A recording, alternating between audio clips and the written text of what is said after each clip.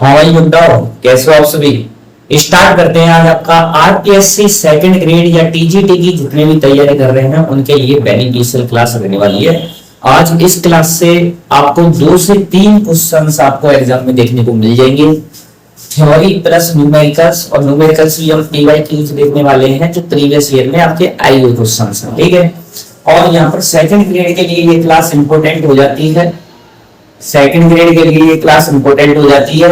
Unit second है, chapter का नाम है आपका वेक्टर। यहाँ से आपको डायरेक्ट क्वेश्चन इसी क्लास से, मैं तो ये मानता हूँ इसी क्लास से ही आपको यहाँ पर देखने को मिल जाएगा।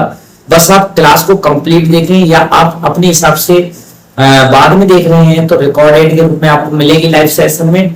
तो वहां पे आपको क्या करना है, स्पीड को आप मेंटेन कर लेना अपने हिसाब से, ठीक है। तो स्टार्टिंग करते हैं। देखिए यहाँ पर आपको दिया हुआ है इंट्रोडक्शन। पहला एक पार्ट पे डिवीजन क्या है, इंट्रोडक्शन है। दूसरा यहाँ पे एडिशन है। थर्ड आपके पास में मल्टीप्लिकेशंस है। इनके हिसाब से हम यहाँ पे क्या है वेरीफाई करेंगे इनको। सबसे पहले मैं इंट्रोडक्शन की बात करूं तो आपने 11th क्लास में पढ़ा होगा जिसको बोलते हैं फ्रेम ऑफ रेफरेंस। तो फ्रेम ऑफ रेफरेंस क्या होता है इसके बारे में आपने पढ़ा होगा। हिंदी मीडियम वाले हैं उनके लिए मैं हिंदी में भी यहाँ पर बाइलिंगुअल क्लास होगी। इसको बोलते हैं निर्देश तंत्र। निर्देश तंत्र, ठीक है। हिंदी में बोलते हैं इसको निर्देश तंत्र और वैसे बोलते हैं फ्रेम ऑफ रेफरेंस बोलते हैं। जैसे कि आपके पास में यहाँ पर जैसे कि हम बताएं कि ये एक्स है, ये आपका यहाँ पर वाई है और ये आपका जेड है, ठीक है। X Y Z. अब यहाँ पर देखो एक्स जो है एक्स एक्सिस, तो यहाँ पे आपको आई कैप डायरेक्शन देगा, यहाँ पर जे कैप देगा वाई की, और जेड जो है वहां के कैप आपको डायरेक्शन देगा, ठीक है। यदि कोई पार्टिकल है वो मोशन कर रहा है, पार्टिकल किस में है, एक्स एक्सिस में, वाई एक्सिस में या जेड एक्सिस में है, वो आपको आई कैप जे कैप और के कैप यहाँ पर बता देंगे, ठीक है। जैसे कोई यहाँ पर पार्टिकल है जिसका नाम दे दिया हमने पी, यहाँ पर पार्टिकल का नाम दिया है पी, और ये वाला जो होता है इसको बोलते हैं ओरिजिन। इसको बोलते हैं ओरिजिन, जिसको कहते हैं मूल बिंदु। तो मूल बिंदु पे यहाँ पे 0,0,0 सभी यहाँ पर 0 होते हैं, एक्स वाई एंड जेड। और यहाँ हम बात करें तो इस पॉइंट पे आपको एक्स वाई जेड कुछ ना कुछ आपको यहाँ पर मिल जाएगा। ये कोऑर्डिनेट्स मिल जाएंगे, निर्देशांक मिल जाएंगे इस पॉइंट पे। जब हम इसको ओरिजिन से जब इसको मिला देते हैं ऐसे करके, तो आपको यहाँ पर क्या है, इस जो ऑब्जेक्ट रखा हुआ है या पार्टिकल रखा हुआ है या पी पॉइंट पे लोकेट है, तो ये आपको यहाँ पर इस तरीके से मिलेगा। इसको बोलते हैं आर वेक्टर। आर वेक्टर, और यदि ओ पी वेक्टर ऐसे कह सकते हो आप इसको, ओ पी वेक्टर, या इसी को कह सकते हो आर वेक्टर। इसी को कहते हैं पोजीशन वेक्टर। क्या नाम है इसका, पोजीशन वेक्टर। हिंदी वाले लिखेंगे क्या बोलते हैं इसको, स्थिति सदिश बोलते हैं। स्थिति सदिश नाम से ही पता चलता है आपको कि किसी भी पार्टिकल की, किसी भी कण की यदि कोई स्थिति को बता दे, कोई स्थिति को बता दे कि पार्टिकल कहां पे लोकेट करता है, उस स्थिति का पता लग जाए, तो उसी वाले वेक्टर को हम बोल रहे हैं स्थिति सदिश या पोजीशन वेक्टर कहते हैं। अब वो स्पेसिफाई करनी है किसी भी पार्टिकल की पोजीशन, तो आप यहाँ पर किसका यूज करेंगे, पोजीशन वेक्टर का यूज करेंगे। सबसे पहली बात ये आपको पता होना चाहिए, ठीक है। इसको पूरे कंप्लीट सिस्टम को बोलते हैं फ्रेम ऑफ रेफरेंस, जो कि आपको 11th क्लास में पढ़ाया जाता है। इसके बाद आप देखिए यहाँ पर जैसे कि कोई पार्टिकल पी पर है, अब आर को आप कैसे लिखेंगे, आर वेक्टर जो पोजीशन वेक्टर है इसको ऐसे लिख सकते हैं कि एक्स आई कैप प्लस वाई जे कैप प्लस जेड के कैप, ऐसे आप इसको रिप्रेजेंट कर सकते हो। तो आर क्या है, एक्स आई कैप प्लस वाई जे कैप प्लस जेड के कैप, ठीक है। उसके बाद में यदि आपको इसका मैग्नीट्यूड चाहिए तो आप इस तरीके से मैग्नीट्यूड लगा सकते हो। तो यहाँ पर परिमाण कह सकते हैं इसको, परिमाण लेना, तो यहाँ पर आर मिलेगा ओनली, और कितना मिलेगा, देखो यहाँ पर रूट में लेना है। क्या लेना है रूट में, कि एक्स आई कैप का जो कोएफिशिएंट है, आई कैप का गुणांक है, जो ये आई कैप डायरेक्शन है इसका गुणांक क्या है एक्स, तो एक्स का स्क्वायर प्लस जे कैप का जो कोएफिशिएंट है गुणांक है वाई का स्क्वायर प्लस के कैप का कोएफिशिएंट है उसका स्क्वायर जेड स्क्वायर। इस तरीके से आप यहाँ पे आर का परिमाण कैलकुलेट कर सकते हो, आर वेक्टर का परिमाण, जिसको मैग्नीट्यूड ऑफ वेक्टर कहते हैं। अब नेक्स्ट बात यहाँ पे आपको समझ में आनी चाहिए, यदि यहाँ पे एक चीज और आती है जिसको बोलते हैं यूनिट वेक्टर, जिसको बोलते हैं यूनिट वेक्टर। अब यूनिट वेक्टर क्या होता है, यूनिट वेक्टर को बोलते हो आप एकांक सदिश। यूनिट वेक्टर को आप बोलते हो एकांक सदिश। अब ये एकांक सदिश क्या होता है, कोई भी आपके पास में वेक्टर दिया है, कैसे वेक्टर देता है वो, ये आपको इस तरीके से वेक्टर देता है, जैसे ये बोल दिया मैंने ए वेक्टर, ये क्या है आपके पास में, ये ए वेक्टर है। तो ये जो होता है ये हेड है, आगे वाला सिरा को हेड देते हैं और पीछे वाला जो सिरा है उसको टेल कहते हैं, उसको कहते हैं टेल। ठीक है, हेड और टेल यही तो होता है। तो यहाँ पे आप देखो एक बार कि आपको यहाँ पर क्या देखने को मिलेगा, जो आपके पास में जो वेक्टर दे रखा है पूरा कंप्लीट यहाँ से यहाँ तक का, हेड से टेल तक का जो यहाँ पर लेंथ है, ये क्या है, लेंथ है, लेंथ। इसको तो आप मैग्नीट्यूड कहते हो, वेक्टर का क्या होता है मैग्नीट्यूड। तो लेंथ को आप ऐसे लिख सकते हो, ये वाला लेंथ। और ये जो आपके पास यहाँ पे आपको बता रहे हैं कि इसका डायरेक्शन इधर की तरफ है, तो डायरेक्शन निकालने तो ए कैप से रिप्रेजेंट करेंगे। ए कैप को बोलते हैं, ए वेक्टर ए है उस पर टोपी लगाना है, कैप करना है, उसको बोलते हैं एकांक सदिश या यूनिट वेक्टर। जब आप ए वेक्टर है और उसका डिवाइड में लगा दो ए वेक्टर का मैग्नीट्यूड, तो आपको मिल जाएगा यहाँ पे क्या है, एकांक सदिश। ये क्या मिल जाएगा आपको यहाँ पे, ये मिल जाएगा एकांक सदिश। ए कैप, ए वेक्टर लेना है, ए वेक्टर का मैग्नीट्यूड करना है। देखो एक एग्जांपल से मैं बता देता हूँ आपको, एक एग्जांपल ले लेते हैं छोटा सा। ठीक है, जैसे कोई ए वेक्टर दिया हुआ है जिसको हमने बोला 5 i cap plus 2 j cap plus 3 k cap. ठीक है, ये आपको आपसे पूछता है कि सबसे पहले परिमाण, परिमाण जिसको आप बोलते हो magnitude, magnitude and unit vector, unit vector जिसको बोलते हैं एकांक सदिश। ये आपको फाइंड करना है, ये दोनों परिमाण चाहिए और यूनिट वेक्टर चाहिए। तो मैं कैसे यहाँ पे इसको बताता हूँ, देखो यहाँ पे लिख लेते हैं। तो इस वाले क्वेश्चन को जब सॉल्व करोगे तो यहाँ पर मैंने बताया था कि ए वेक्टर का जब मैग्नीट्यूड आपको चाहिए तो आपको रूट लगाना है। सबसे पहले आपको रूट लगाना है, अभी सिखाए थे, देखो रूट लगाना है। तो आई कैप का जो कोएफिशिएंट है उसका स्क्वायर, तो 5 का स्क्वायर हो जाएगा, प्लस जे कैप का जो कोएफिशिएंट है 2 है तो 2 का स्क्वायर हो जाएगा, प्लस के कैप का जो कोएफिशिएंट है 3 तो 3 का भी यहाँ पर स्क्वायर हो जाएगा। जब ए वेक्टर का मैग्नीट्यूड करोगे तो आपको मिल जाएगा 5 स्क्वायर होता है 25 प्लस 2 का यहाँ पर 4 हो जाता है और 3 का स्क्वायर करोगे 9 हो जाता है। और जो 25 और 4 कितना होता है 29 होता है, 29 और 38 होता है 38। तो ए वेक्टर जो यहाँ पर वेक्टर का जो मैग्नीट्यूड आया, परिमाण आया वो 38 आया और वो भी किसमें, रूट में। ऐसे आप कैलकुलेट कर सकते हो, ये तो आपको ये मिल गया। अब आपको यदि एकांक सदिश चाहिए, यूनिट वेक्टर चाहिए, तो यूनिट वेक्टर के लिए, यूनिट वेक्टर के लिए यूनिट वेक्टर ये चाहिए तो आपको कैप लगाना पड़ेगा, ए कैप। तो ये कैसे मिलता है, ए वेक्टर और डिवाइड में ए वेक्टर का मैग्नीट्यूड। तो ए वेक्टर क्या दिया हुआ है, ए वेक्टर तो ये है, ये लिख दो आप कि 5 i cap plus 2 j cap plus 3 k cap. ठीक है, और डिवाइड में क्या आ जाएगा, डिवाइड में अभी आपने ए वेक्टर का मैग्नीट्यूड ये निकाला है तो रूट में 38 का इसमें डिवाइड लग जाएगा, ये आपका यूनिट वेक्टर आ जाएगा। ठीक है, ये आपका यूनिट वेक्टर। देखो एक बार समझो सीखो को, बड़ा बात समझ में आई कि नहीं है, एक बार और मैं यहाँ पे रिवाइज कर देता हूँ।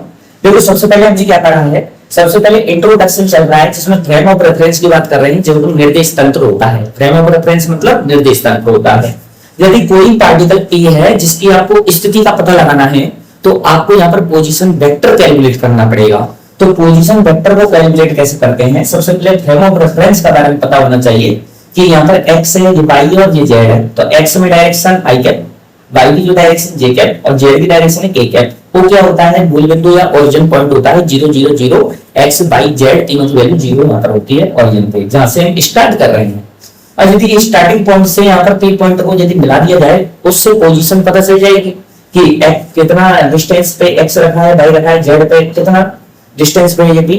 और जो आपका जेड होता है ये आपका इस तरीके से ही होता है भैया, तीनों कैसे होते हैं, ये 90 डिग्री, ये 90 degree, mutually perpendicular to each other. क्या नाम दिया है मैंने नाम दिया है mutually perpendicular, perpendicular to each other.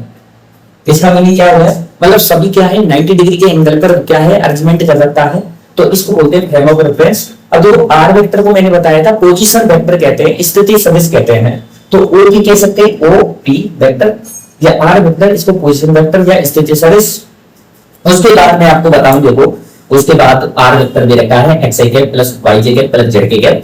यदि आपको मैग्नीट्यूड चाहिए, परिमाण चाहिए, तो आर वेक्टर का मैग्नीट्यूड लेना है तो आर मिलेगा सिंपल, और अंडर रूट लगा के आई कैप का जो कोएफिशिएंट है उसका स्क्वायर करना है, जे कैप का जो कोएफिशिएंट है उसका स्क्वायर करना है, के कैप का जो कोएफिशिएंट है उसका स्क्वायर करना है, और रूट में लेनी है वैल्यू। ठीक है, उसके बाद में एग्जांपल्स, यदि आपको ऐसा आ रहा है कि एक वेक्टर आपको 5r cap plus 2j cap plus 3k cap दिया है, तो उसका परिमाण जो मैग्नीट्यूड है एकांक सदिश यूनिट वेक्टर आपसे पूछ सकता है डायरेक्टली, तो आपको कैसे कैलकुलेट करना पड़ेगा? तो ए वेक्टर का मैग्नीट्यूड तो आप रूट करके कर सकते हो, आई कैप के कोएफिशिएंट का स्क्वायर, तो 5 का स्क्वायर, 2 का स्क्वायर और 3 का स्क्वायर कर दिया। ये सॉल्व करोगे तो रूट 38 आ जाएगा। और यूनिट वेक्टर जब करते हैं तो आपको पता होना चाहिए ये क्या होता है, हेड होता है, ये टेल होता है, और ये जो लेंथ होता है इसको बोलते हैं मैग्नीट्यूड ऑफ ए वेक्टर। यहाँ पर ए कैप क्या है, ए के ऊपर टोपी लगानी है तो उसको बोलते हैं एकांक सदिश यूनिट वेक्टर, तो ए वेक्टर अपॉन ए वेक्टर का मैग्नीट्यूड। तो यहाँ पे आपको ए कैप चाहिए, ए कैप चाहिए तो यूनिट वेक्टर चाहिए, ए वेक्टर अपॉन ए वेक्टर का मैग्नीट्यूड। ये आपको पता है, डायरेक्ट यहाँ से वैल्यू रख दी और ये आप कैलकुलेट कर चुके हो, जो यहाँ पे रख दिया। ठीक है, इस तरीके से यूनिट वेक्टर आप कर सकते हो। बताइए यहाँ तक समझ में आया? चलो चलिए इसको लिखो, एक बार मैं रख करता हूँ। तो इसको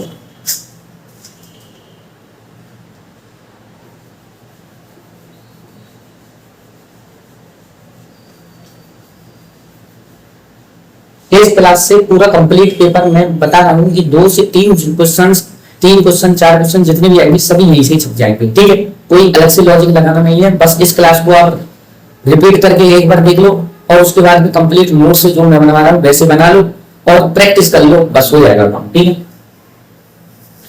इसके बाद आपका था वेक्टर एडिशन। ठीक है, इसके बाद था नेक्स्ट आपका था vector addition. Vector addition introduction आपका कंप्लीट करा दिया, आप चलते हैं वेक्टर एडिशन की तरफ। वेक्टर एडिशन में आप सबसे पहले आपको एक वेक्टर ट्रायंगुलर लॉ पढ़ाते हैं। कौन सा होता है? नंबर 1 होता है जिसको बोलते हैं वेक्टर ट्रायंगुलर लॉ। पहले होता है तो वेक्टर ट्रायंगुलर लॉ एक सिंपल सा है, इस पे रिलेटेड क्वेश्चंस मुश्किल ही आएगा, फिर भी आ जाए तो आप देख लेना है ना। तो यहाँ पर देखो इस तरीके से, यदि एक वेक्टर आपका इस तरीके से रहता है, एक वेक्टर आपको यहाँ से इस तरीके से दिखता है और एक वेक्टर आपको इस तरीके से दिख रहा है, यहाँ पे लिखता है ए, यहाँ पे लिखता है बी और यहाँ पे लिखता है सी, इस तरीके से। ठीक है, ए बी सी।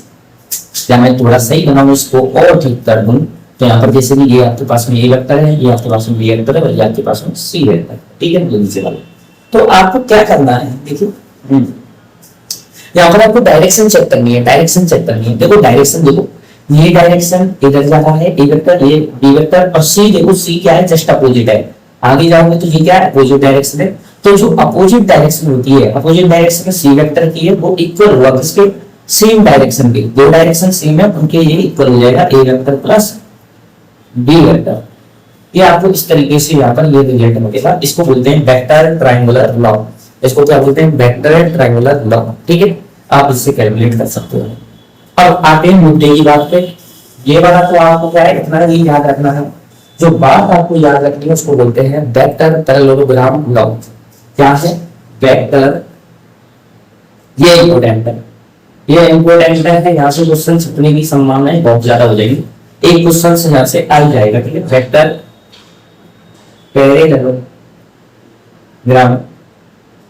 लॉ, इसको बोलते हैं सदिश, ये आपका समांतर चतुर्भुज, सदिश समांतर चतुर्भुज नियम, समांतर चतुर्भुज नियम।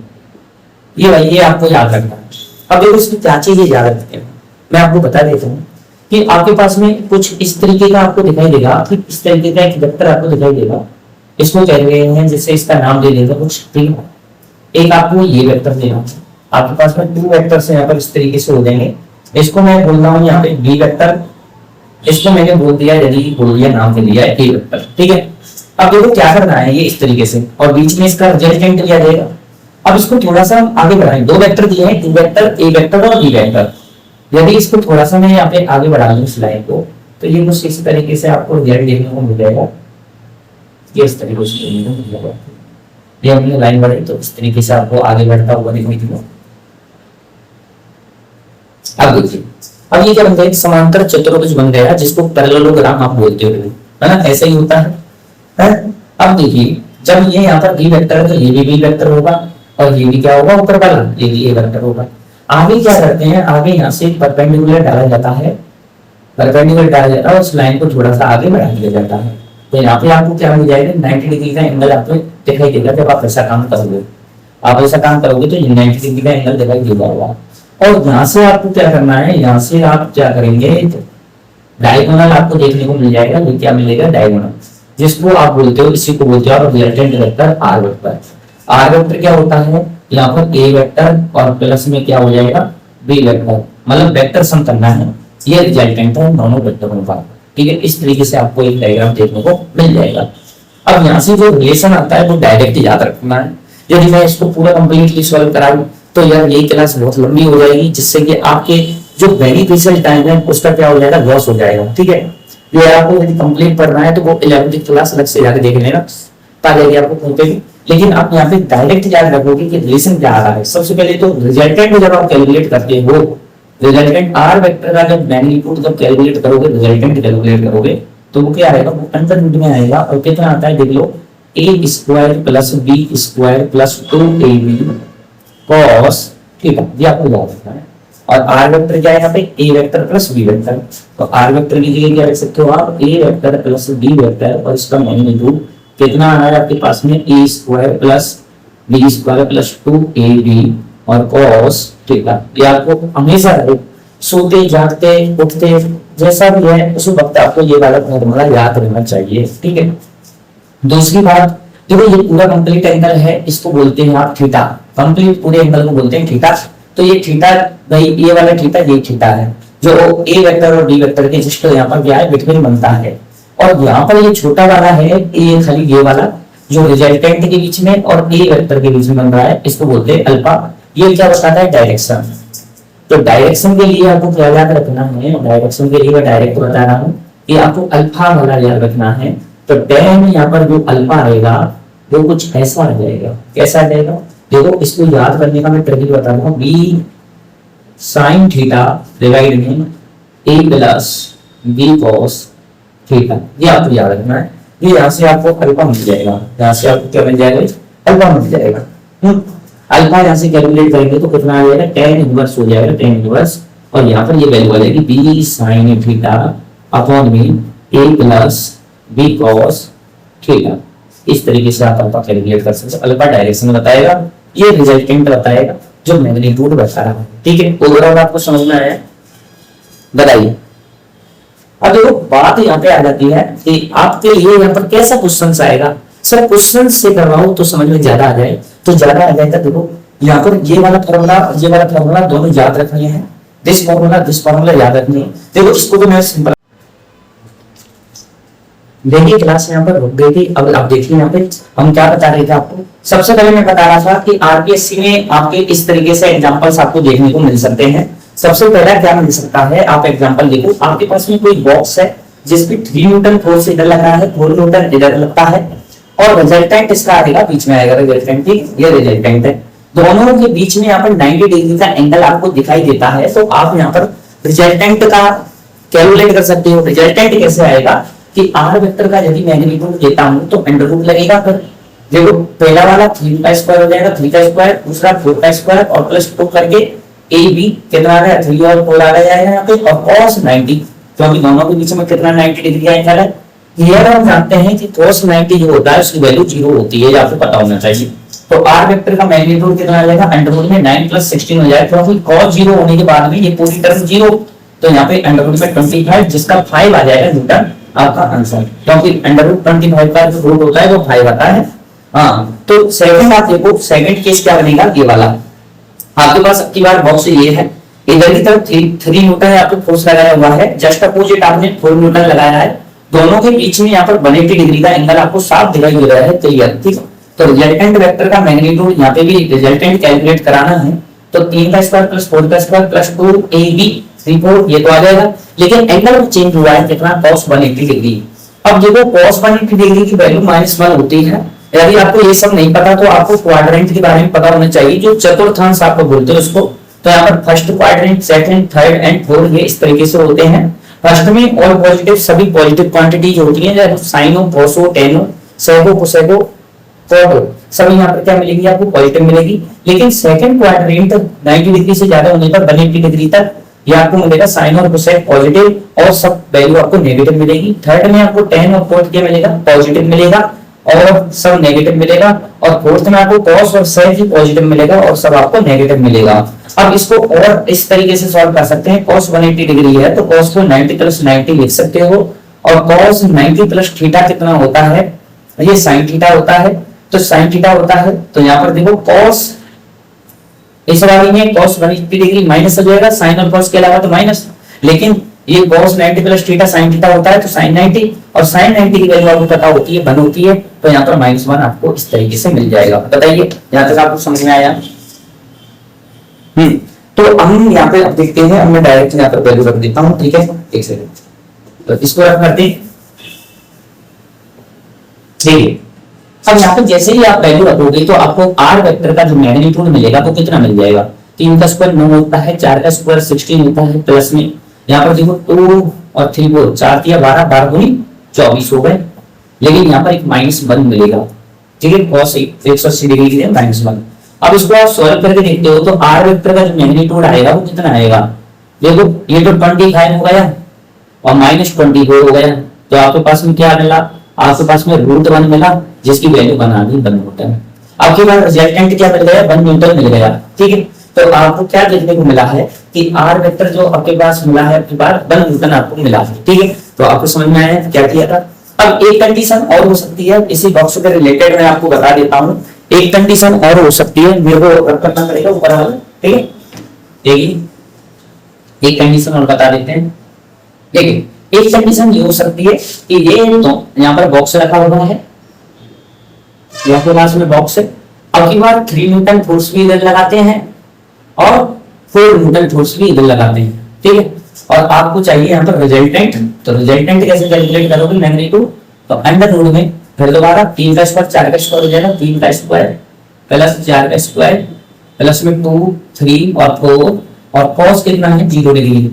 ये तो दोनों के बीच में आपकी बार एंगल ही नहीं है, 0 डिग्री है, थीटा कितना है यहाँ पर 0 डिग्री है। तो r वेक्टर का जो मैग्नीट्यूड आपको मिलेगा वो कितना मिल जाएगा, देखो 3 का स्क्वायर 9 होता है, 4 का स्क्वायर 16 होता है, 2 और ये 3 और 4 का मल्टीप्लाई करेंगे तो आपको 24 ही मिलेगा और ये cos 0 की जगह आपको 1 मिल जाएगा, क्योंकि cos 0 क्या देता है, cos जो 0 होता है वो 1 देता है, cos जो 90 होता है वो आपको 0 देता है और cos जो आपके पास में 180 डिग्री होता है वो आपको -1 देता है। ये वैल्यू आपको याद रहे, रिमेंबर रहे, जो हम यूज कर रहे हैं वो तो याद रहे आपको।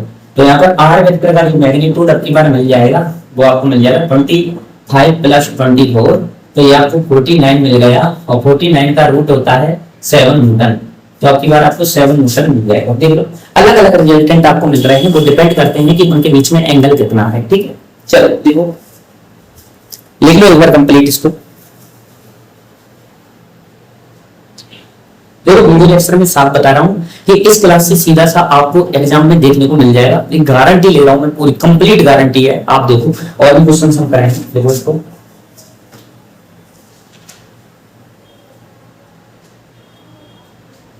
चलिए लिखिए होगा या स्क्रीनशॉट आप ले सकते हो, पॉज करके आप देख सकते हो वीडियो। अब देखिए क्लास लंबी नहीं हो इसलिए हम जल्दी यहाँ पे प्रोवाइड करा रहे हैं आपको, 1 शॉट रेडी मैंने पूरा कंप्लीट इसका। आगे देखिए आगे हम बात करें तो डायरेक्शन का रिलेटेड एक था आपके पास में, डायरेक्शन याद है, अब फॉर्मूला भी याद करा देता हूँ। डायरेक्शन कैसे आया था, tan अल्फा से आया था, कैसा था आपके पास फॉर्मूला, देखो इस तरीके से डायग्राम दे रखा था। यहाँ पर आपको क्या दे रखा था भाई, ये आपके पास में b वेक्टर था, ये आपके पास में a वेक्टर था, याद है। और फिर इसको थोड़ा सा यहाँ पर आगे बढ़ाया गया था, आगे बढ़ा के इसको इस तरीके से मिला दिया था, ये आपको पैरेललोग्राम समांतर चतुर्भुज बना था। यहाँ पे आपको क्या देखने को मिल जाता है, ये आपके पास में था रिजल्टेंट ये इस तरीके से, और ये वाला मैंने बताया था अल्फा। तो ये अल्फा ही कैलकुलेट करना है, तो tan अल्फा बराबर होता है कितना, b sin थीटा अपॉन में a plus b cos theta. जिस तरीके से मुझे याद है ऐसे आप कर लो। tan अल्फा क्या होता है, sin बटे cos, तो sin को ऊपर ही रखना है, नीचे cos आएगा, तो b के साथ में sin थीटा आएगा और b के साथ में cos थीटा आएगा, और नीचे आप a प्लस कर देना, बस हो जाएगा काम, क्योंकि 2 वेक्टर है दोनों में से। ये आपको फॉर्मूला याद रखिए, ये फॉर्मूला आपको भी याद रहे, रिमेंबर रहे। अब इससे रिलेटेड क्वेश्चन कैसा आ सकता है वो मैं आपको यहाँ पर बता देता हूँ। अभी जो एग्जाम्पल आप चल रहे थे, कैसे चल रहे थे, यहाँ पे बना देते हैं। देखो एक आपका कितना था यहाँ पर 4 न्यूटन था, एक आपका यहाँ पर कितना था 3 न्यूटन था, और रिजल्टेंट आपका इस तरीके से ये आर था। तो आपको ये लिखना है। तो देखो यहाँ पर आप क्या कर सकते हो, टेन अल्फा यहाँ पर निकाल सकते हो इसके लिए।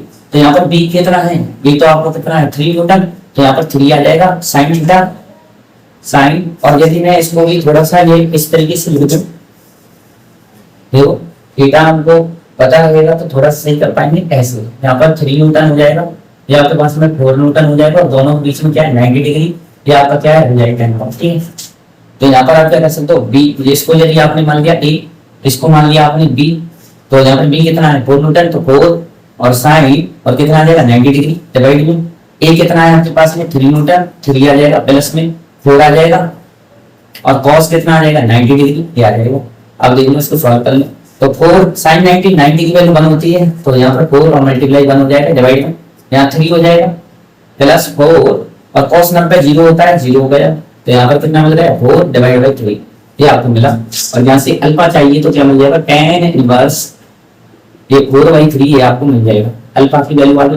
अब यहाँ पर अल्फा की वैल्यू आपने डायरेक्शन की वैल्यू में 4/3। अब देखो 4/3 तो आई है, लेकिन देखो 3 में यदि 3 में डिवाइड लगा के बनाता, और 1 किस पे आता है, tan यहाँ पर 1 किस पे आता है, वो 45 डिग्री पे आता है, तो 45 से ज्यादा रहेगा। तो आपका ये अप्रोक्सीमेट आंसर यहाँ पर 52 डिग्री या 53 डिग्री इतना यहाँ पर थीटा की वैल्यू आ जाएगी। थीटा की वैल्यू या तो 52 या 53 इतनी आएगी, वो आप देख लेना भाई, इतना आप जोड़ के आगे, नहीं तब भी आपका आंसर बिल्कुल करेक्ट माना जाएगा, ठीक है। करो उसको, ठीक।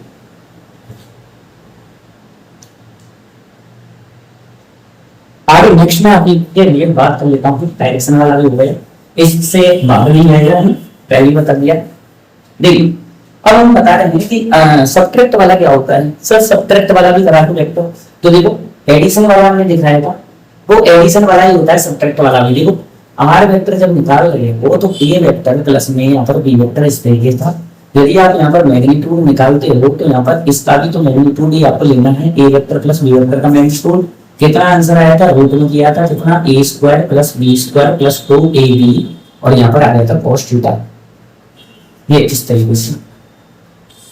यदि अब की बात कह रहे हैं कि R vector equal to A vector minus B vector आपको करना है, तो इसको मैं कुछ इस फॉर्म में नहीं लिख सकता क्या, कि इसको ऐसे लिख सकता हूँ ना कि आर वेक्टर ये सब्ट्रैक्ट है, वैसे तो इसको ऐसे लिख सकते हैं ए वेक्टर और प्लस करके और माइनस का बी वेक्टर। बात तो एक ही है, बात तो सेम ही। तो यहाँ पर इसकी तरह कर दो ऊपर भी, तो यहाँ पर क्या आ जाएगा, आर वेक्टर का यदि मैग्नीट्यूड करते हो यहाँ पर ए वेक्टर और माइनस बी वेक्टर का यदि मैग्नीट्यूड करते हो तो आपको क्या मिलेगा, आपको रिजल्टेंट ऐसे मिल जाएगा कि पहले तो क्या हो गया, ए का स्क्वायर हो गया प्लस बी का स्क्वायर हो गया, माइनस का साइन आ जाएगा यहाँ पर, ये आगे से कर लो प्लस 2, ये ए आ गया, यहाँ पर माइनस का बी आ जाएगा, और यहाँ पर cos थीटा आ जाएगा।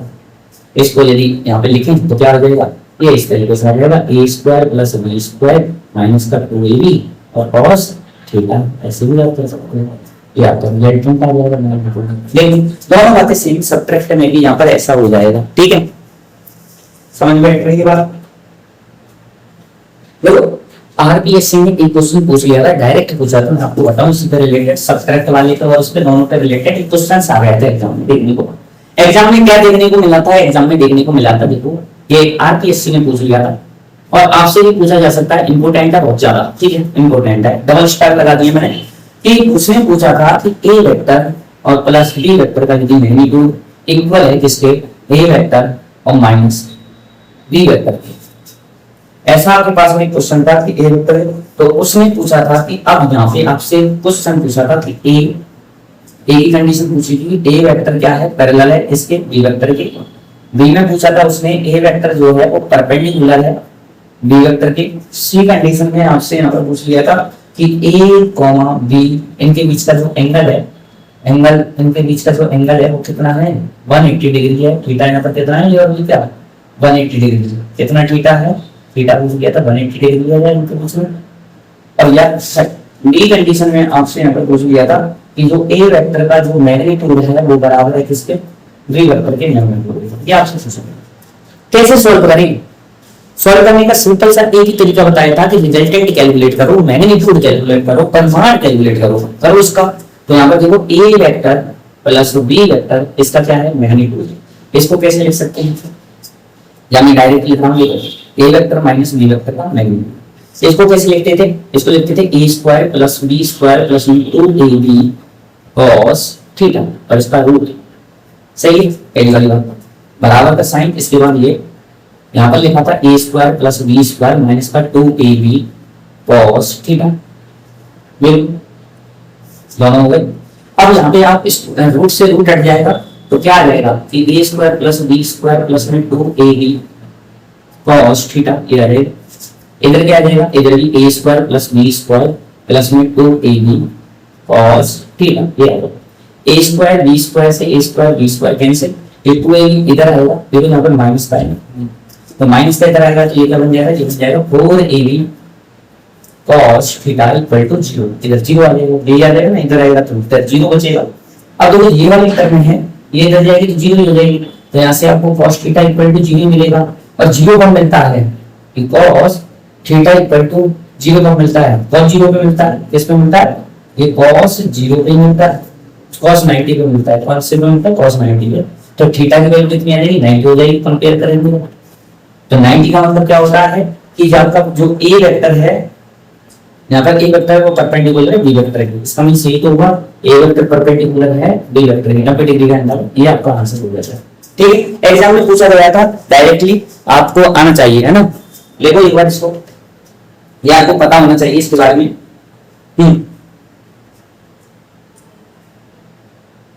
करिए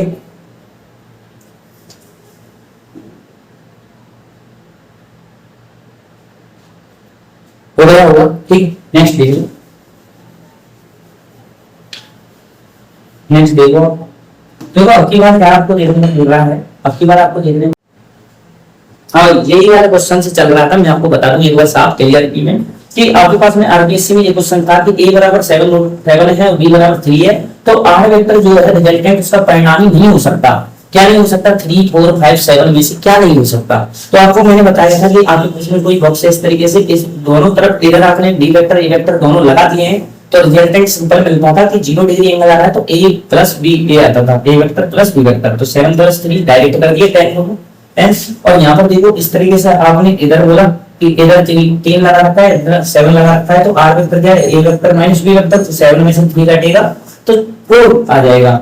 तो इसका मींस क्या हुआ, जो रिजल्टेंट की वैल्यू है, मैग्नीट्यूड की जो वैल्यू है वो क्या आ रही है, वे मैग्नीट्यूड की जो वैल्यू आ रही है क्या आ रही है, देखो यहाँ पर तो आप देख रहे हो कि 4 से तो बड़ी हो रही है और 7 से छोटी, 10 से छोटी हो रही है, तो 4 से बड़ा बराबर होगा r और 10 के बराबर होगा या उससे छोटा होगा। यहाँ पर 3 तो आ ही नहीं रहा है, 4 आ रहा है, 5 आ रहा है, 7 आ रहा है, 10 से छोटा है, लेकिन 4 या 4 से बड़ा है, तो 3 नहीं आ रहा, 3 आपका आंसर हो जाएगा। तो इस तरीके से आप कर सकते हो, ये आपको यहाँ तक समझ आया है, ठीक है। अब चलते हैं मल्टीप्लिकेशन की तरफ, ठीक है। एक था आपका लास्ट इसमें मल्टीप्लिकेशन। चलो भाई, अब मल्टीप्लिकेशन क्या होता है उसके बारे में बता देते हैं। क्लास आपको यहाँ पर मल्टीप्लिकेशन, ठीक है, मैं कह रहा है यहाँ पर पूरा जीरो लेक्चर आपके लिए रिकॉर्ड कर रहा हूँ ना, तो आप दोस्तों के लिए शेयर कर सकते हो। और मैं गारंटी से कह रहा हूँ क्वेश्चन नहीं से टपक जाएगा, इसी कंसेप्ट से आ जाएगा। मल्टीप्लिकेशन में क्या होता है, देखो एक तो होता है आपका वेक्टर और एक होता है स्केलर, ये तो आप जानते ही हो। तो यहाँ पर देखो एक तो होता है स्केलर, स्केलर के लिए स्केलर को बोलते हो अदिश अदिश गुणनफल, और एक होता है आपके पास में सदिश गुणनफल। यहाँ पर होता है आपका वेक्टर, वेक्टर मल्टीप्लिकेशन, इसको बोलते हैं सदिश सदिश गुणन, ठीक है। दोनों होते हैं, दो ही होते हैं आपके पास में, वेक्टर और स्केलर वाले, है ना। अब आपके पास में सदिश गुणनफल की बात करें, सबसे पहला मैं दे रहा हूं सदिश गुणनफल, इसको बोलते हैं वेक्टर मल्टीप्लिकेशन, ठीक है। सदिश गुणनफल में क्या होता है इसको आपको यहाँ पर देखना पड़ेगा। तो यहाँ पर देखो सबसे पहले हम बताएं कि ए वेक्टर क्रॉस बी वेक्टर, इसको क्रॉस प्रोडक्ट भी आप बोल देते हो, इसका अलग नाम एक और भी है जिसको आप बोलते हो क्रॉस प्रोडक्ट भी आप बोलते हो, क्रॉस प्रोडक्ट, ठीक है, ये भी आप बोल देते हो। कुछ भी आ जाए, क्रॉस प्रोडक्ट नाम आ जाए, वेक्टर मल्टीप्लिकेशन आ जाए, सदिश गुणनफल आ जाए, तो आपको ये वाला काम करना है। ए क्रॉस बी, तो ए क्रॉस बी जो होता है वो आता है A B sine theta N cap, ये आता है। यहाँ पर ए वेक्टर का मैग्नीट्यूड आ रहा है ए, बी वेक्टर का मैग्नीट्यूड है बी, साइन थीटा दोनों बीच का एंगल है, और एन कैप क्या है, डायरेक्शन है। डायरेक्शन आप कभी भी इस तरीके से निकाल लेते हो, वो आप राइट हैंड यूज करके यहाँ पर इस तरीके से कर लेकर फिंगर को, और इस अंगूठे से आप डायरेक्शन निकाल सकते हो थंब से, वो राइट हैंड रूल होता है, ठीक है। अब यहाँ पे आपको देखना पड़ेगा एक चीज, क्या देखने को मिलेगा कि आपके पास में ए क्रॉस बी और ये मिल गया A B sine theta N cap मिल गया, क्या मिल गया, A B sine theta N cap मिल गया। अब इसको एक एग्जांपल से करेंगे तो ही आपको समझ में आ जाएगा। कैसे आ जाएगा, यदि आपको ए वेक्टर दिया हुआ है, अब ए वेक्टर दिया है, कितना दिया है, 2 आई कैप दिया है, 3 का जे कैप दिया है, ठीक। और यहाँ पर आपके पास में बी वेक्टर दिया है, बी वेक्टर में आपको दिया है 3 आई कैप दिया है, प्लस में 2 जे दिया है, 2 जे कैप दिया है, और दोनों के बीच में एंगल भी दे रखा है, थीटा दे रखा है 60 डिग्री। तो आपको यहाँ पर क्रॉस प्रोडक्ट यहाँ पे करना है। तो क्रॉस प्रोडक्ट कैसे हो जाएगा, ए क्रॉस यदि बी करोगे तो क्या मिलेगा, तो ए बी मतलब ए वेक्टर का मैग्नीट्यूड, बी वेक्टर का मैग्नीट्यूड, और यहाँ पर साइन थीटा ये आएगा। तो यहाँ पर देखो ए वेक्टर क्रॉस यहाँ पर B vector equal to A vector का मैग्नीट्यूड। यदि ए वेक्टर है तो इसका मैग्नीट्यूड कैसे कैलकुलेट करते हैं, बता दिया था पहले। तो देखो यहाँ पर लिख देता हूँ, ए वेक्टर का मैग्नीट्यूड चाहिए, मैग्नीट्यूड चाहिए कैसे मिलेगा, रूट लगाओ आई कैप के कोएफिशिएंट का स्क्वायर, आई कैप के कोएफिशिएंट का स्क्वायर, 2 का स्क्वायर कितना होता है 4, प्लस में 3 आई जे कैप के कोएफिशिएंट का स्क्वायर, 3 का स्क्वायर 3 का स्क्वायर होता है 9, ये आ जाएगा, कितना आ जाएगा 13 आ जाएगा, कितना आ जाएगा 13 आ जाएगा, रूट में आ जाएगा 13 आ जाएगा। इस तरीके से बी का भी कर लो पहले से ही, तो यहाँ पर बी वेक्टर की मैग्नीट्यूड आ जाएगा, देखो 3 का स्क्वायर 9 हो जाएगा, 2 का स्क्वायर 4 हो गया, यहाँ पर इसका भी आ गया रूट 13 आ गया, ठीक है। थीटा यहाँ पर 16 लिया है, देंगे तो इसकी वैल्यू आ गई 13, इसकी वैल्यू भी 13, और साइन यहाँ पर आ गया 60। साइन 60 की वैल्यू कितनी होती है वो आप देखना पड़ेगा, उसकी रूट यहाँ पर तो रूट 3/2 होती है, कितनी होती है, रूट 3/2 होती है। तो बात लेंगे तो यहाँ पर देखो कितना आ गया, ए वेक्टर क्रॉस यहाँ पर बी वेक्टर आ गया, कि ये तो आ गया 13 मल्टीप्लाई में रूट 3 और डिवाइड में 2 हो गया। तो यहाँ पर इस तरीके से आप देख सकते हो 13 रूट 3 डिवाइड बाय 2 क्या आपका फाइनल आंसर आ जाएगा। इस तरीके से आपने यहाँ पर क्रॉस प्रोडक्ट को यहाँ पर समझा, ठीक इस तरीके से होगा। करो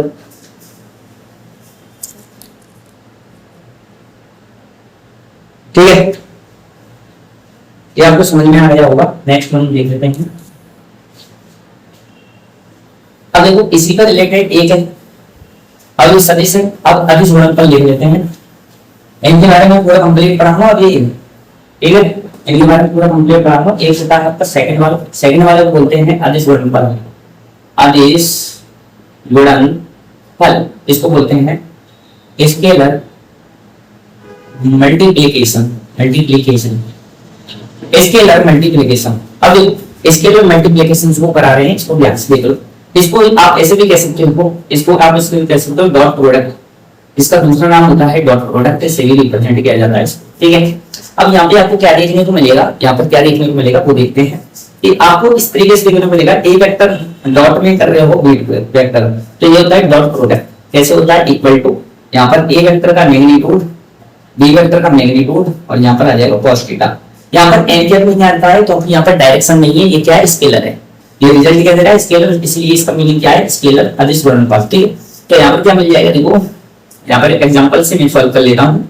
एग्जांपल क्या है, यदि ए वेक्टर आपको फिर दोबारा मैं कुछ वैल्यू ले लेता हूँ, जैसे कि यहाँ पर ले लिया 2 आई कैप प्लस में 3 जे कैप, ठीक है, ये ले लिया, या यहाँ पर 4 आई कैप और 3 जे कैप, ये हमने ले लिया, ठीक है। और जो बी वेक्टर है, बी वेक्टर को भी हमने ले लिया, कितना ले लिया बी वेक्टर को, यहाँ पर हमने बी वेक्टर को लिया 3 आई कैप प्लस में 4 जे कैप ये ले लिया, और थीटा हमने ले लिया, थीटा भी ले लिया, थीटा हमने कितना ले लिया, थीटा हमने ले लिया 60 डिग्री फिर से ले लिया, कितना ले लिया 60 डिग्री ले लिया। अब आपको यहाँ पर ये सॉल्व करना है, तो ए वेक्टर डॉट में यानी बी वेक्टर आपको इस तरीके से है, तो ये ए वेक्टर का मैग्नीट्यूड लिखना है, प्लस में यहाँ पर बी वेक्टर का मैग्नीट्यूड लिखना है, साथ में यहाँ पर cos थीटा आ जाएगा। तो ए वेक्टर का मैग्नीट्यूड साइड में सॉल्व कर लेता हूँ। तो ए वेक्टर का जब मैग्नीट्यूड आप कर रहे हो तो ये वाला है आई के कोएफिशिएंट का स्क्वायर, जे के कोएफिशिएंट का स्क्वायर और अंडर रूट में लेना है। तो अंडर रूट में कितना हो जाएगा, 4 का स्क्वायर 16 4 का स्क्वायर प्लस में 3 का स्क्वायर, ये आगे सॉल्व करोगे ए वेक्टर को तो यहाँ पर 4 का 16 हो गया प्लस में 3 का स्क्वायर हो गया 9, तो ये कितना आ गया 25 हो गया रूट में, जो कि आ गया 5 आगे वैल्यू। ऐसी आपकी बी की आ जाएगी 3 का स्क्वायर 9, 4 का स्क्वायर 16, तो इसकी वैल्यू भी कितनी आएगी 25, तो बी की वैल्यू भी सेम आएगी, बी की वैल्यू भी सेम आएगी, कितनी आएगी इसकी भी 5 आ जाएगी। ठीक है, आप करके देख लेना। अब देखो यहाँ पर रख दो value A vector dot B vector equal to कितना है 5 आ गया, और यहाँ पर कितना हो गया ये भी 5 है, और cos 60 की वैल्यू कितनी है cos 60। अब देखो cos 60 है तो cos जो 60 है इसकी वैल्यू 1/2 आती है, ये आपको याद रखना है। तो यहाँ पर A vector dot B vector equal to 25 हो गया, और ये डिवाइड बाई क्या होगा 2 हो गया, ये आपका आंसर आ जाएगा। ये आप देख लो एक बार ये वाला। ठीक देखिए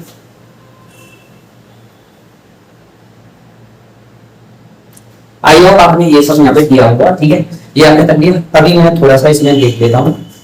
देखिए अब ये आपको समझ में आ रहा है कि इस तरीके का यहाँ पर है खेल। ठीक है, आगे क्या है सर, आगे यहाँ पर थोड़ा सा मैं डिफरेंस बता देता हूँ दोनों के बीच का। देखिए एकांश सदिश की यदि बात चलेगी, एक मैंने पढ़ाया था यूनिट वेक्टर, यूनिट वेक्टर जिसको आप बोल रहे थे एकांक, क्या बोल रहे थे सदिश बोल रहे थे।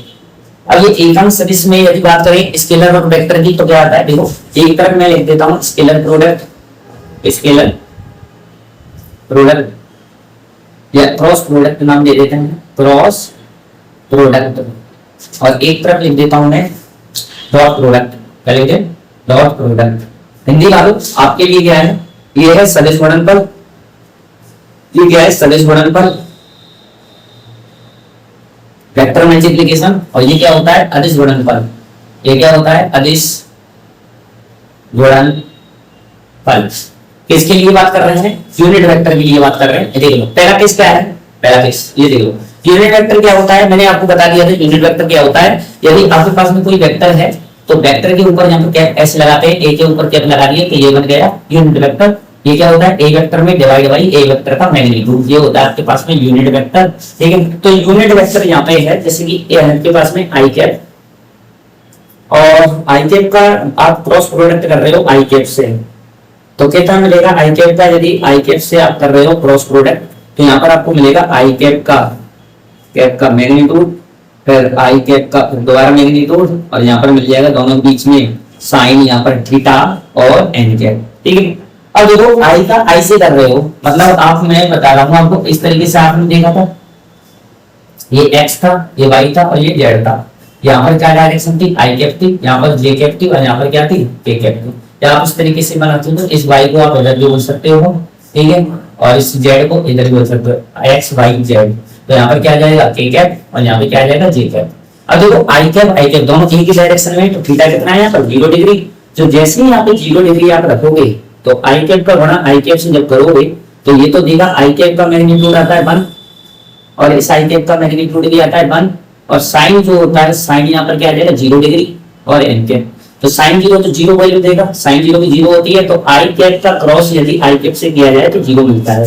सिमिलरली इसी प्रकार क्या हो जाएगा जे कैप का क्रॉस यदि जे कैप से किया जाए बराबर के कैप का यदि के कैप से किया जाए तो ये भी आपको 0 मिलेगा। ठीक है, देखो समझ में आ रही है जी वाली बात, बताओ ये वाली चीजें समझ में आ गई आपको। अब नेक्स्ट देखो डॉट प्रोडक्ट में, यहाँ पर मैं बता रहा था पहला किस चल रहा था, यहाँ पर क्या हो जाएगा यदि आई कैप का डॉट प्रोडक्ट कर रहे हो आई कैप से, आई कैप का डॉट प्रोडक्ट किससे कर रहे हो आई कैप से, ये आई कैप इसका डॉट प्रोडक्ट हो रहा है आई कैप से। तो यहाँ पर क्या था आई कैप का मैग्नीट्यूड था, आई कैप का मैग्नीट्यूड था, साथ में एंगल था cos थीटा। अब cos थीटा दोनों एक ही सेम डायरेक्शन में है तो थीटा कितना था 0 डिग्री, तो यहाँ पर क्या आ जाएगा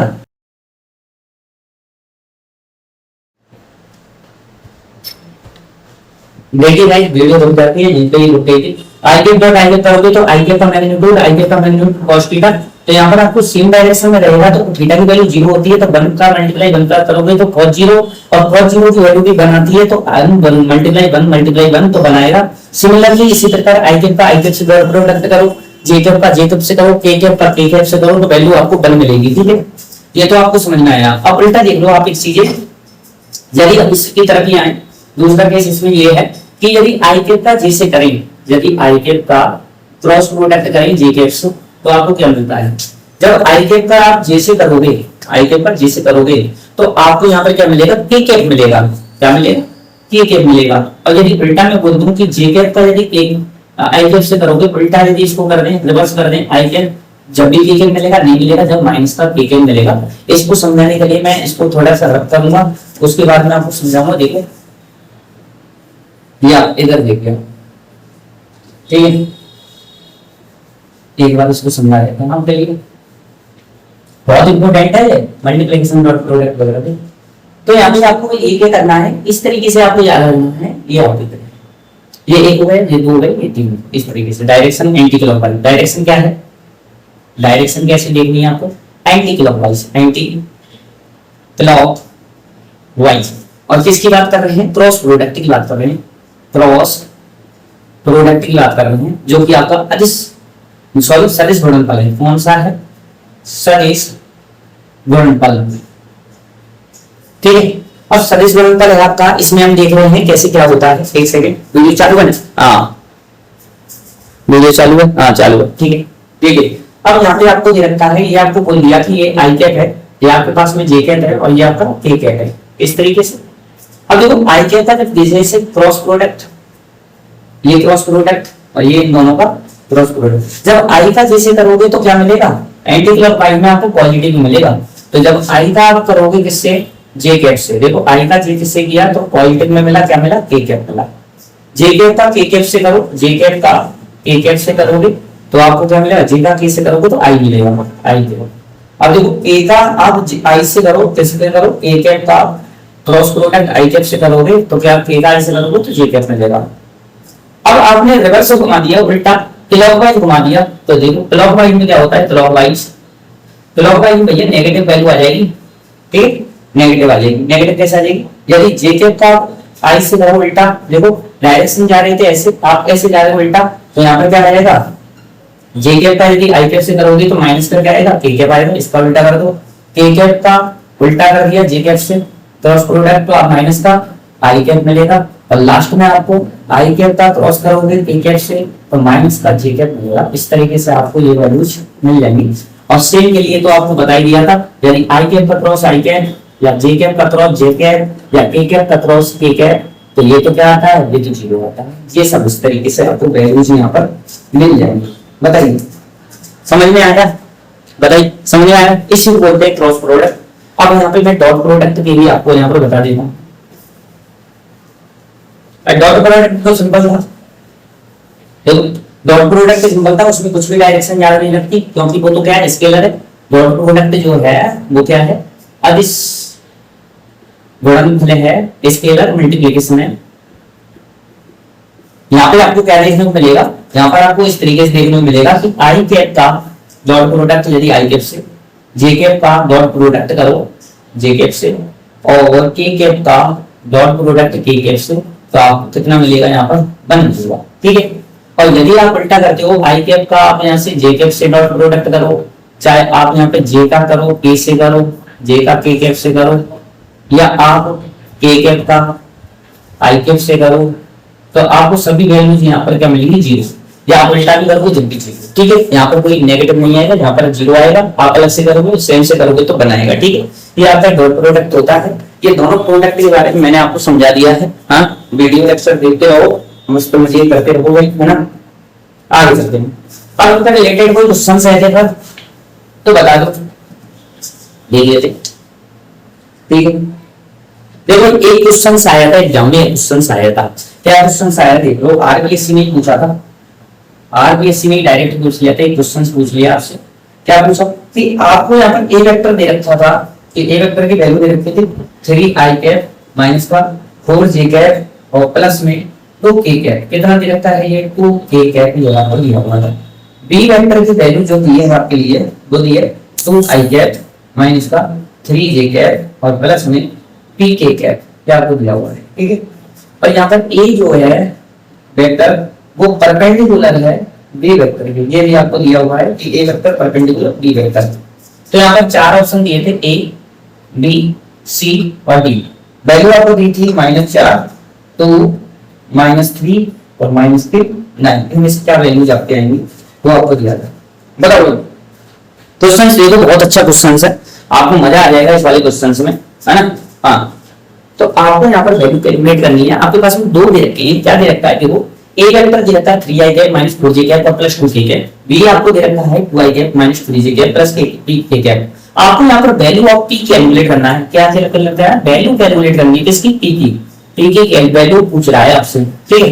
ये ऑप्शन दिए हुए हैं और ये भी बात बोलता है, गिवन है ए वेक्टर जो है परपेंडिकुलर है बी वेक्टर के। अब परपेंडिकुलर का मतलब हो गया 90 डिग्री का एंगल बन रहा है ए और बी के बीच में, इसका मींस 90 डिग्री का एंगल है, तो थीटा कितना है भाई 90 डिग्री है, ठीक है। तो यहाँ पर देखो ए वेक्टर और बी वेक्टर डॉट प्रोडक्ट लगा दो, आप सिंपल हो जाएगा। कैसे हो जाएगा, देखो ए वेक्टर का डॉट प्रोडक्ट कर दे बी वेक्टर से, तो क्या आता था, ए वेक्टर का मैग्नीट्यूड बी वेक्टर का मैग्नीट्यूड और कॉस में क्या आता था, थीटा आता था। इस तरीके से आता था कॉस में, सही बात है, ठीक है। अब cos 90 तो 0 देता है, मतलब यहाँ पर यदि cos 90 रखोगे तो क्या आ जाएगा, ए वेक्टर का डॉट प्रोडक्ट यदि बी वेक्टर से करो तो ये तो 0 आ जाएगा। ये कंडीशन फॉलो होनी चाहिए, डॉट प्रोडक्ट कर दो दोनों का, तो यहाँ पर क्या आ जाएगा ए वेक्टर डॉट बी वेक्टर, तो यहाँ पर डॉट प्रोडक्ट करो, देखो पहला लिख देता हूँ 3i कैप माइनस का 4j कैप और प्लस का 2k कैप, इसका डॉट प्रोडक्ट होगा किससे, बी से। यहाँ पर देता है 2i कैप, यहाँ पर माइनस का 3j कैप और यहाँ पे हो जाएगा प्लस का pk कैप। अब देखो मैंने आपको बताया था डॉट प्रोडक्ट क्या होता है, सेम का सेम के साथ करोगे तो आपको मिलेगा क्या, सेम यूनिट वेक्टर का सेम यूनिट वेक्टर के साथ करोगे तो 1 मिलेगा, और अदरवाइज अदर से करोगे तो आपको 0 मिलेगा, साफ बताया था। तो यहाँ पर देखो आई कैप का ओनली आई कैप से होगा, जे कैप से 0 हो जाएगा, के कैप से 0 हो जाएगा, तो यहाँ पर क्या मिलेगा, और ये वाली वैल्यू क्या आ रही है, ये तो 0 आ रही है, तो ये इधर तो 0 चल रहा है, तो यहाँ पर कितना आएगा 3 का, यदि 2 से करेंगे 3 गुनी 6, आई कैप का आई कैप से करेंगे 1 आ जाएगा, माइनस और माइनस तो पॉजिटिव हो गया, माइनस का माइनस से करेंगे पॉजिटिव, तो 4 दिया 12, प्लस का क्या आ गया 12 आ गया, और जे कैप का जे कैप से करा 1 आ गया, तो के कैप और पी के कैप, तो यहाँ पर क्या है के 2 और 2p प्लस में क्या बन गया 2p, के कैप का के कैप से किया तो क्या बन गया 1 बन गया, ठीक है। एक बार और मेरी आवाज को दोबारा चेक करके देख लेना, है ना, वो लेक्चर ज्यादा लंबा हो जाएगा तो फायदा करेगा, है ना। ये बन गया 18 और यहाँ पर हो गया 2p। अब देखो 2p कितने के बराबर आया, माइनस का 18 और यहाँ से p चाहिए तो 2 का यहाँ पर डिवाइड लगेगा, माइनस का 18 डिवाइड बाई 2 तो माइनस का 9 आ गया। क्या आ रहा है माइनस 9, ये आपका आंसर है। देखो करो, ये यदि आपको यहाँ से दिखाई नहीं दे रहा तो इधर देख लेना, यहाँ तक दिखाई दे रहा है, ठीक है। तो यहाँ पे 2p यदि करोगे 2p बराबर कितना है -18, तो यहाँ पर p बराबर क्या आ जाएगा माइनस का 18 डिवाइड बाई 2, तो p बराबर वैल्यू आ जाएगी -9, ये आपका आंसर, ठीक है, ये आंसर हो जाएगा। इस तरीके के क्वेश्चन आपसे यहाँ पर पूछा जा सकता है, इस तरीके के क्वेश्चन पूछा जा सकता है। अब एक दो क्वेश्चन सॉल्व करा रहा हूँ, ठीक है, देखो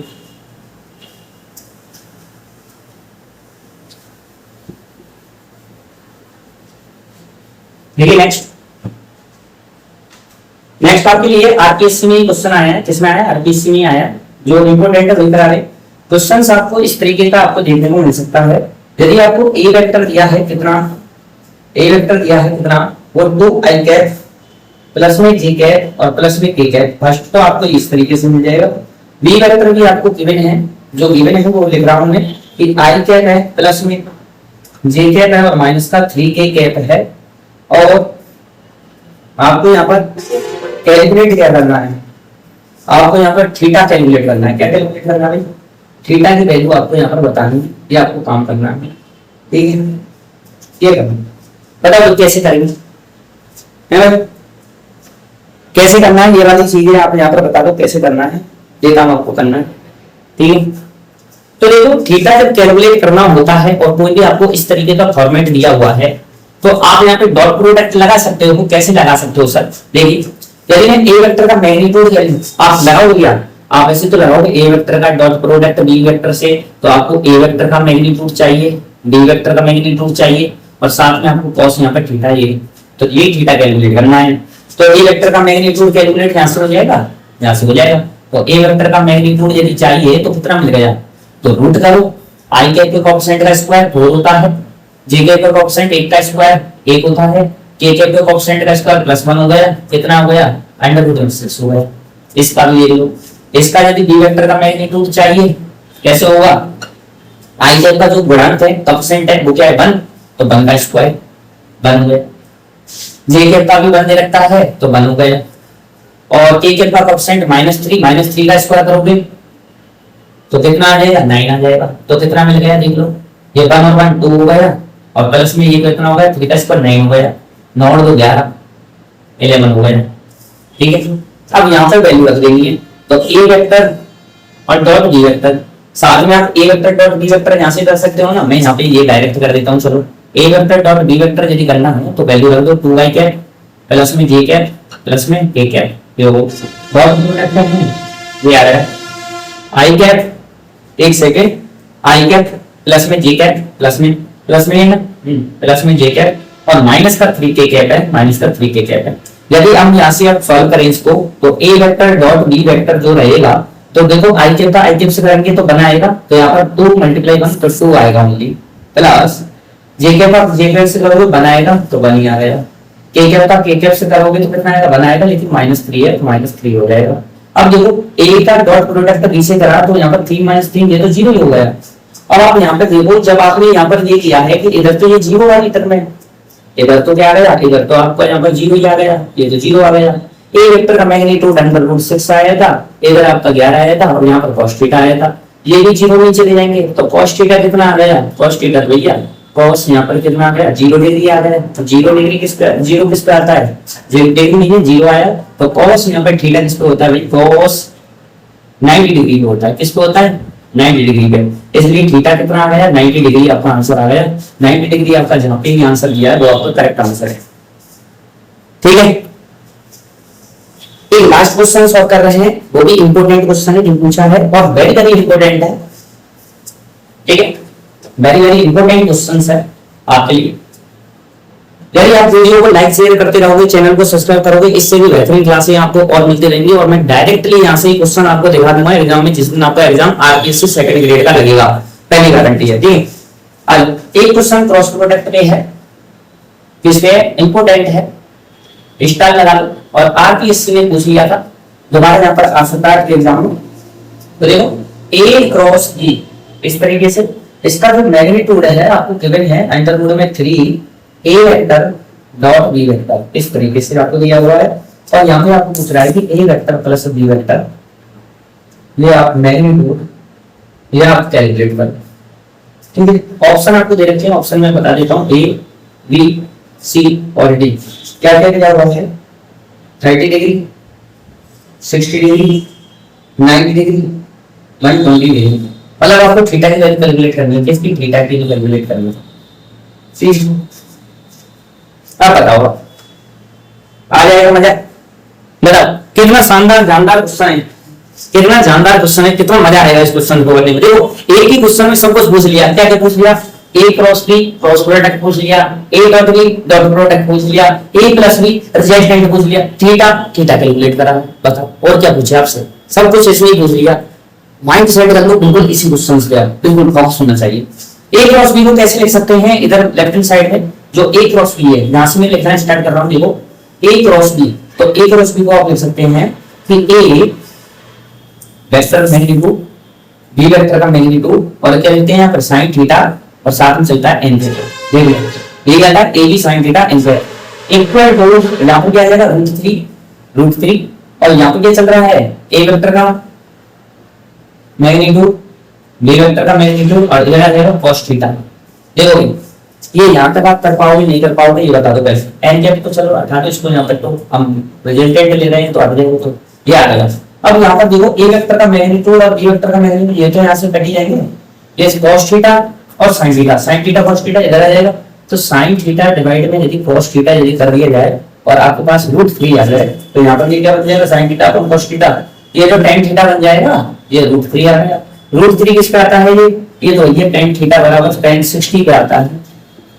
ठीक है, तो यहाँ पर थीटा बराबर कंपैरिजन करेंगे तो कितना मिल जाएगा 60 डिग्री आपका आंसर हो जाएगा, बस हो जाएगा ना, ठीक है आपको बनना है।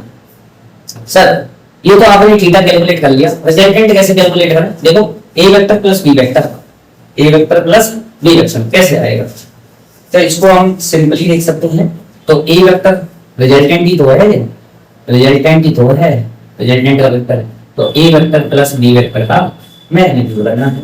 तो कैसे करें, तो याद है आपको कैसे करते थे, ए स्क्वायर करते थे, बी स्क्वायर करते 2ab और साथ में cos थीटा, ये तो चलता था, बता दो इस तरीके से हो जाएगा।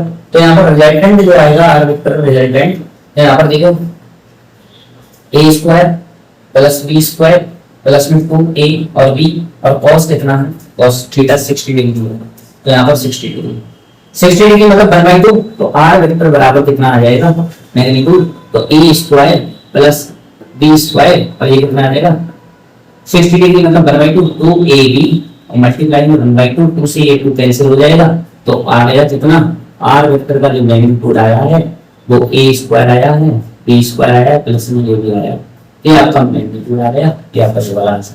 दोनों आपने कैलकुलेट कर लिया, बताओ लिख लो इसको।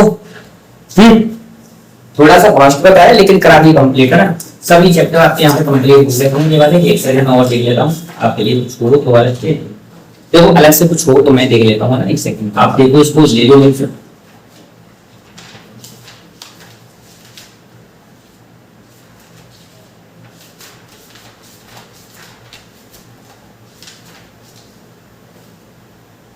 ठीक है,